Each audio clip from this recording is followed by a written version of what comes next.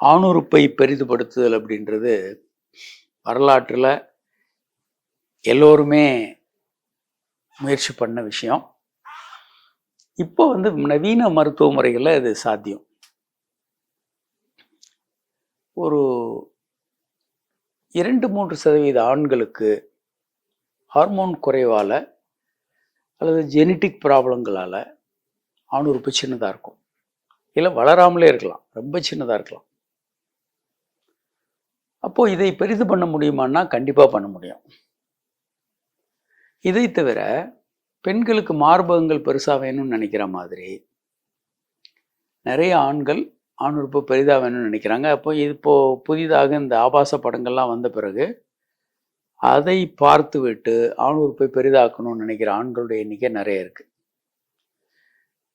இவங்களுக்கு தேவையா அப்படின்னா அது மெடிக்கலாக நார்மலாக தான் இருக்காங்க. ஆனால் அவங்க திருப்திக்கு வேணும்.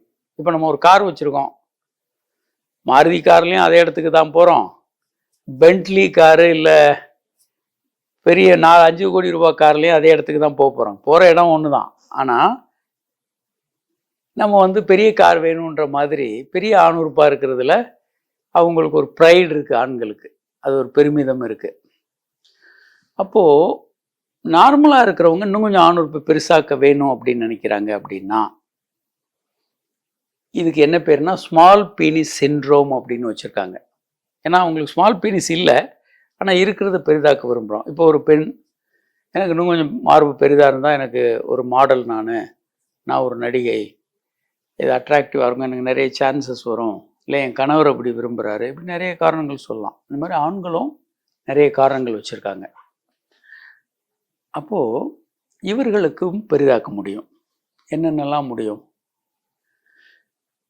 ஒன்று மருந்து மாத்திரைகள். சில அடிப்படையான டெஸ்ட்டுகள் எடுத்துகிட்டு மருந்து மாத்திரைகள் நீண்ட காலம் சாப்பிடணும் இவங்க. இதன் மூலம் ஆணுறுப்பை பெருசுப்படுத்தலாம். Number 1. Number 2 shockwave therapy, PRP injection இருக்குது, ரீஜெனரேட்டிவ் மெடிசன். அந்த உள்ளே இருக்கிற உறுப்புகளை பெரிதாக்குதல், இரத்த நாளங்களை விரிவுபடுத்துறது, மற்ற பகுதிகளையும் விரிவாக்கம் செய்வதற்கு பிஷாட் இன்ஜெக்ஷன், ஷாக்வேவ் தெரப்பி, இந்த ட்ரீட்மெண்ட்லாம் இருக்குது. இது செகண்ட் லைன் ட்ரீட்மெண்ட். இப்போ தேர்ட் லைன் ட்ரீட்மெண்ட் என்பது ஸ்டெம் செல் தெரப்பி. இந்த ஸ்டெம் செல் என்பது ஒரு புதிய சிகிச்சை முறை.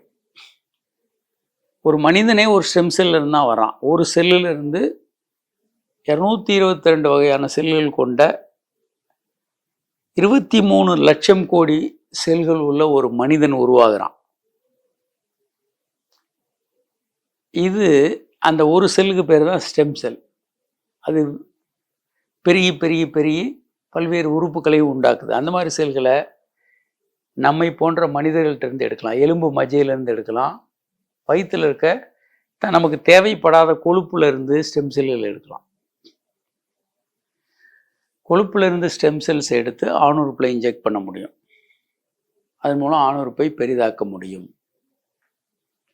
இதை தவிர நானோ ஃபேட் என்பதை வயிற்றில் இருக்க கொழுப்பிலிருந்து தயார் பண்ணி அதை ஆணுறுப்பை பெரிதாக்க முடியும். இதெல்லாம் இருக்கு. ரைட். 4வது முறையாக 4th ஸ்டெப் அறுவை சிகிச்சைகள். பல்வேறு விதமான அறுவை சிகிச்சைகள் இருக்கு ஆணுறுப்பை பெரிதுபடுத்த.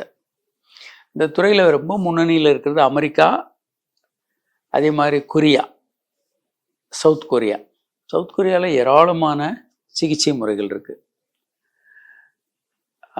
உலகத்தில் இருக்க எல்லா முறைகளையும் அங்கே பயன்படுத்துகிறாங்க. ரொம்ப இன்னோவேட்டிவாக பண்ணுறாங்க. சவுத் கொரியாவிலேருந்து ஒரு டீம் நம்மளுடைய 8வது உலக பாலியல் மாநாடு சென்னையில் நடத்தினோம். அங்கேருந்து டாக்டர் மூன், இன்னும் நிறைய ஒரு டீம் வந்திருந்தாங்க.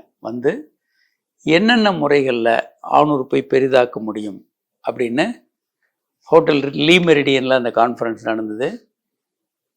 தமிழ்நாட்டிலேருந்து இந்தியாவிலேருந்து ஒரு 1000 மருத்துவர்கள் அதில் பங்கேற்றாங்க. அவங்க எக்ஸ்பிளைன் பண்ணாங்க எப்படி ஆணுறுப்பை பெரிதாக்குவது. ஸோ நிறைய அறுவை சிகிச்சை முறைகளும் இருக்குது. அப்போது அவனுறுப்பை பெரிதாக்கணும்னு நீங்கள் நினச்சிங்கன்னா கண்டிப்பாக ஆக்க முடியும். அதற்கு பல்வேறு வழிமுறைகள் இருக்குது. நீங்கள் ஒரு மருத்துவரை பார்த்தீங்கன்னா இதை முழுமையாக சரி செய்ய முடியும். வணக்கம்.